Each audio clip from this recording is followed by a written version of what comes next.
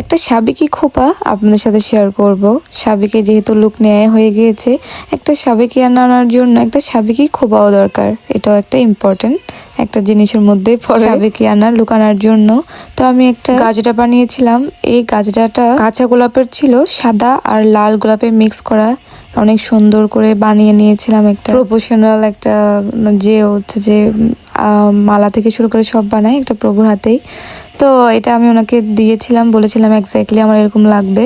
তো আমাকে ওরকমই বানিয়ে দিয়েছে আর মন মতো করে নিয়েছে। অনেক বলেছি অনেক মোটা করে লাগবে আমার, যাতে ব্রাইড পরলে তার ফ্রন্টের থেকে ব্যাকের অতটুকুই দেখা যায়।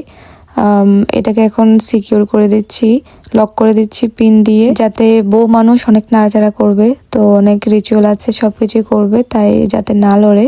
তো এটাই মনে অনেক সুন্দর একটা খোপা, আমার খুব ভালো লেগেছে। আপনাদের তো মেবি ভালোই লাগবে, অবশ্যই জানাবেন আপনারা কমেন্ট বক্সে।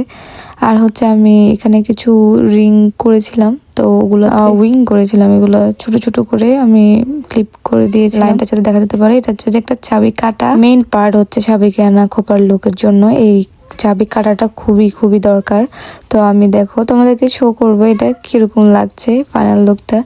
This is the final look. এটা হচ্ছে যে সাবেকি আনা খোপা, ফ্লাওয়ার আর হচ্ছে যে কাটা দেওয়া।